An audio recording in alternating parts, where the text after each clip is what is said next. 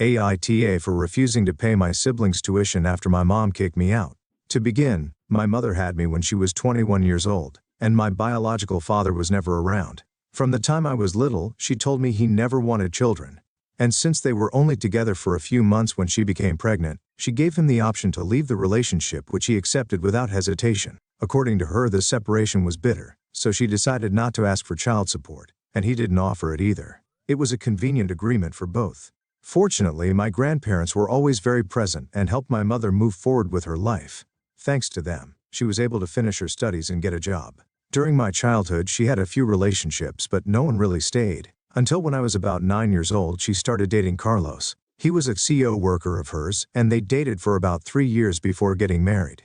Carlos and I got along, but we weren't particularly close. It was like living with a roommate you don't hate. He wasn't the abusive or bad stepfather type, but he didn't make an effort to create a bond with me either. Everything seemed to be going well until for years after the marriage, my mother became pregnant again.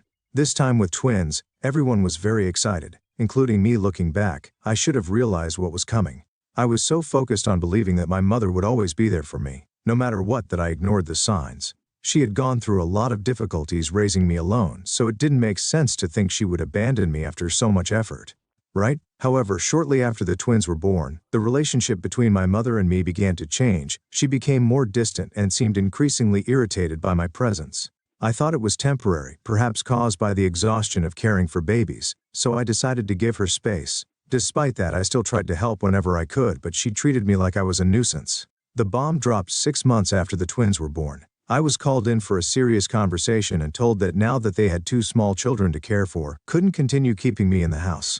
I had just turned 16, although I was still a minor, and technically they couldn't kick me out. They used a soft approach, saying that finances were tight and that it would be difficult to support such a large family. I found it curious because my mother and Carlos were software developers, and we had never had financial problems before. Our standard of living had always been comfortable, so I knew they were lying. They wanted me gone. I tried to suggest solutions like getting a part-time job to help with expenses, but my mother said she wanted to save resources for the children who deserved it more. She used those words, who deserved it more than me. It was at that moment that I realized there was no place for me in that house. They didn't even bother to suggest where I should go. They just pushed me out, too proud to beg. I packed my bags and went to my grandparents' house that same night. After leaving my mother's house, I was taken in by my grandparents. They were outraged by what my mother and Carlos had done, but they didn't completely break off the relationship with her because they wanted to maintain contact with the twins. Despite supporting me emotionally, my grandparents were already aging and couldn't take care of all my expenses. At 16, I started working part-time to help with the bills. Although I saw my mother and Carlos occasionally, when they visited my grandparents with the twins, it was as if I were invisible to them. They rarely asked about me when we did meet. The interactions were cold and formal. It was obvious that my absence didn't affect them. In fact, they seemed happier without me. Seeing that hurt me deeply, but I swallowed my pride and moved on. When it came time to go to college, I knew I couldn't count on their help. My grandparents didn't have the means to support me financially. I turned to an uncle who offered to co-sign my student loan.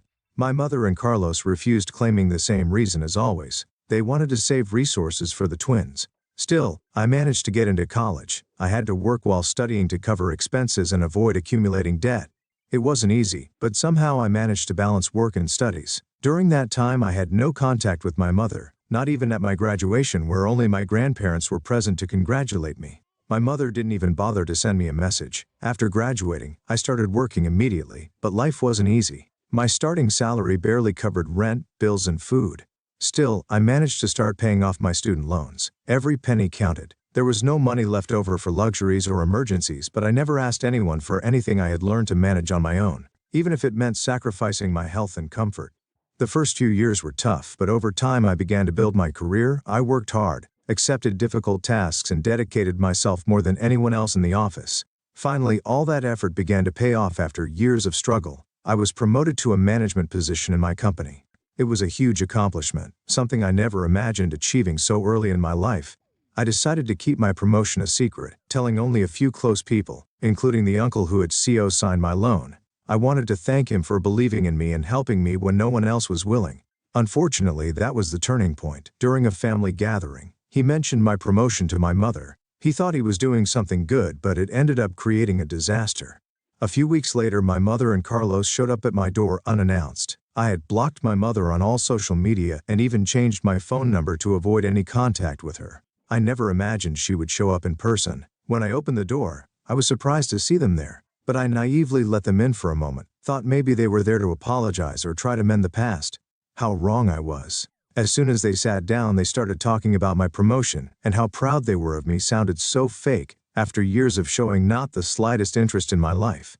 Now they were interested in my career. That's when they revealed the real reason for their visit. Carlos had lost his job and the business they tried to open had failed. They were in serious financial trouble, and with the twins approaching college age, they desperately needed money to pay for their studies. The conversation soon turned into a request, or rather a demand, that I cover the college expenses of my half-siblings. They argued that I had an obligation to help, considering that my mother had raised me alone for much of my childhood. When I refused, saying that I wasn't responsible for the twins, things got out of control. My mother started accusing me of being ungrateful and selfish, while Carlos simply backed her up, nodding to everything she said. It was at that moment that I realized they weren't there to reconnect with me. They were only there because they needed something. My mother went so far as to say that I should repay all the sacrifice she made to raise me. That was the last straw for me. I lost control, and for the first time let out everything I'd been holding in for years. I exploded. I couldn't contain myself. I told them unfiltered everything I had been keeping inside since they kicked me out of the house. I threw it in their faces that because of their decision to prioritize the twins, I had to work for my teenage years, give up a normal life and face difficulties that could have been avoided.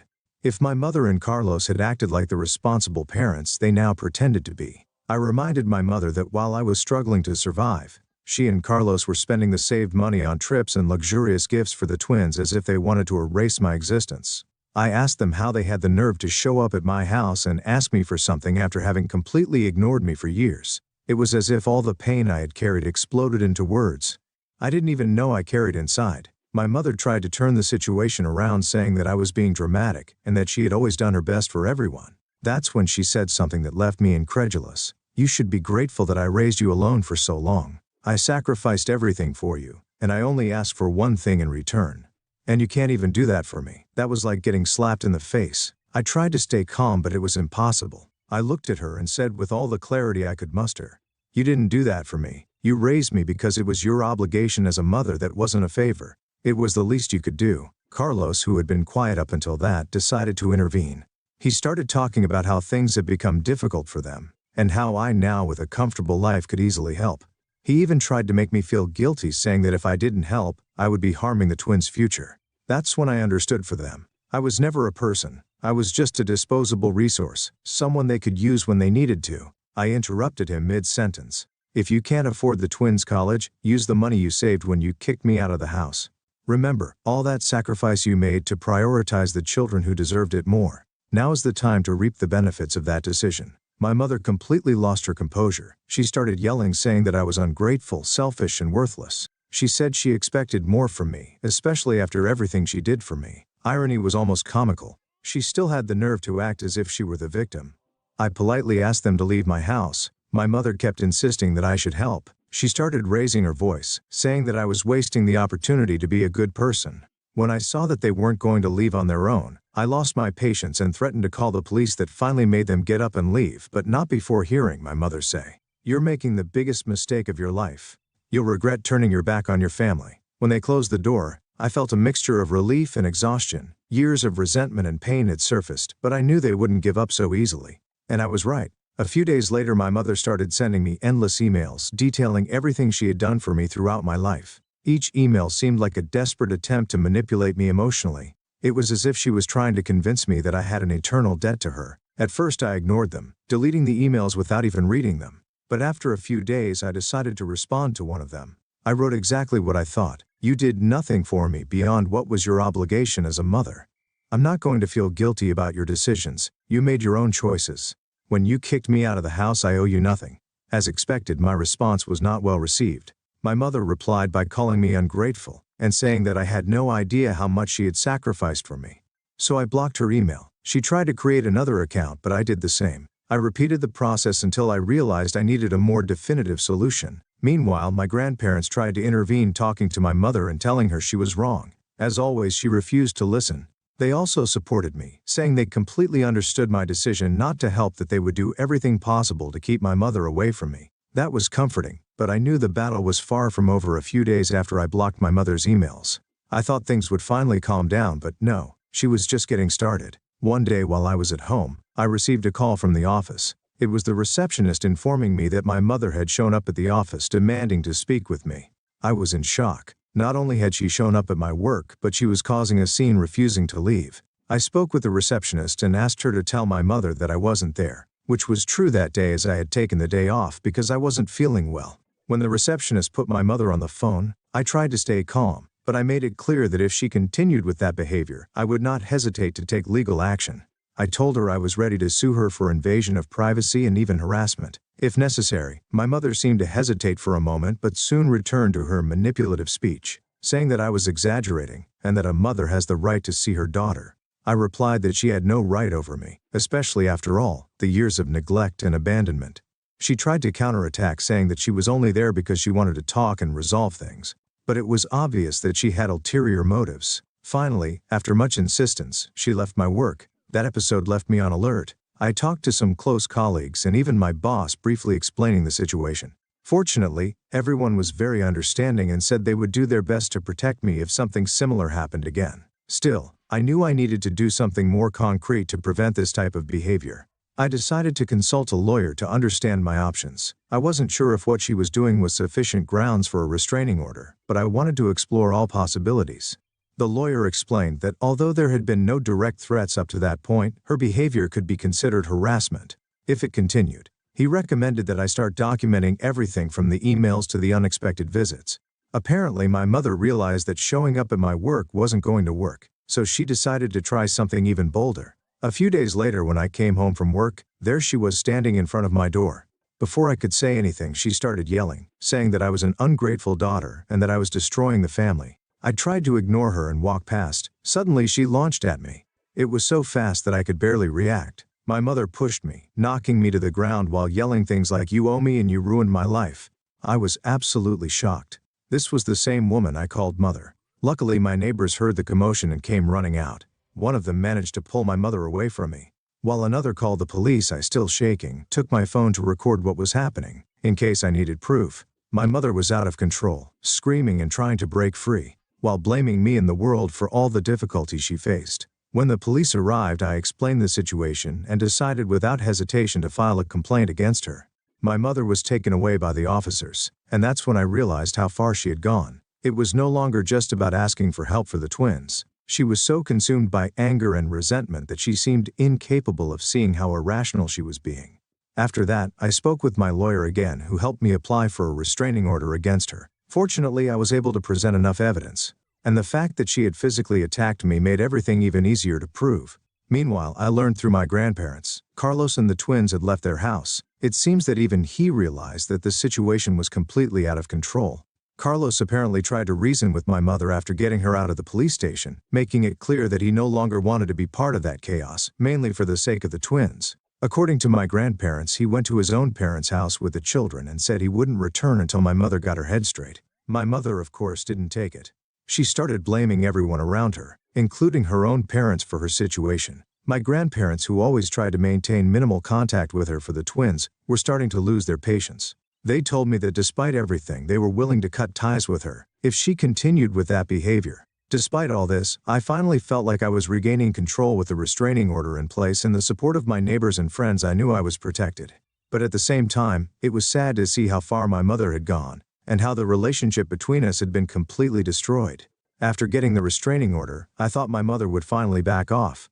But as expected, that didn't happen immediately. A few days after the incident in front of my house, I received news that she was trying to defame me with relatives and mutual friends. She was spreading the narrative that I was an ungrateful daughter who left my mother in misery, that I was refusing to help my own siblings. Honestly, I already expected that kind of behavior. It didn't surprise me, but it still hurt to know that she was trying to tarnish my image. Fortunately, most of the people close to me knew the truth. My grandparents were the first to support me, telling everyone that my mother was being irrational. Even some distant relatives who would normally have remained neutral said they understood my position. However, the real relief came when Carlos, whom I always thought of as simply an accomplice in all of this, took an unexpected position. He contacted my grandparents and said that he didn't agree with what my mother was doing. He admitted that their financial difficulties were real, but also acknowledged that my mother was being unfair and selfish by trying to manipulate me, involving me in problems they themselves had created. Carlos revealed that he was trying to distance himself from my mother, both because of the constant arguments and because of the impact her behavior was having on the twins. He also explained that since moving in with his parents, he was looking for help to start over with his children without depending on my mother's emotional instability. I'm not going to lie. It was strange to hear that from Carlos. For all those years I saw him as someone passive who simply followed what my mother said. Maybe he changed. Maybe he just reached his limit. Either way, it didn't matter. I no longer had any interest in rebuilding a relationship with either of them. A few days later, my mother tried again to show up at my house despite the restraining order in effect. This time, the police were called immediately and she received a formal warning. Only after that did she begin to back off. Despite everything, it seemed that something had finally broken inside her. She stopped trying to contact me directly, but continued sending messages to my grandparents, blaming them for not controlling the situation. They were exhausted, and for the first time talked about cutting ties with her definitively. Meanwhile, I started reorganizing my life. I decided to move to a bigger house, something that was already in my plans before all this happened.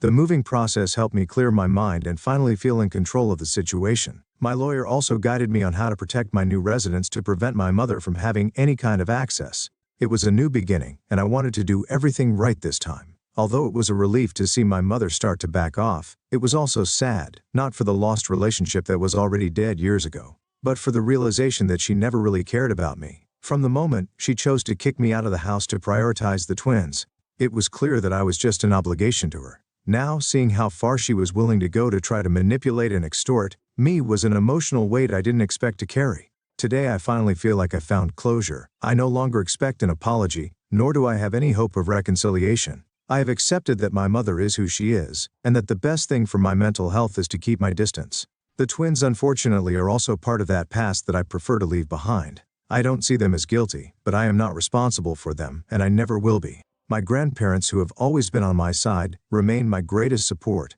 They also decided that it was time to prioritize their own peace, limiting contact with my mother as for the rest of the family. Many now understand what I went through and have offered their support, although some still believe the distorted version of the story that my mother tells, however, that no longer bothers me. As for my mother, from what I've heard recently, she continues to face difficulties. Carlos and the twins still haven't returned home, and it seems that she is increasingly isolated.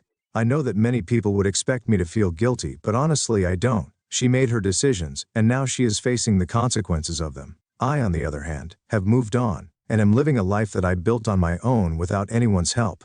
Finally, all this taught me something important. Family isn't always defined by blood. For me, my true family are those who supported me in the most difficult times, like my grandparents and my uncle. Those are the people I'm going to keep close. That's all. Thank you for reading this far. I feel like I needed to get all of this off my chest. Sometimes I wonder if I'm wrong for cutting my mother out of my life. But every time I remember everything I went through, I'm certain that I made the right decision. Final update. Some relatives recently saw my mother and it seems her situation is worsening.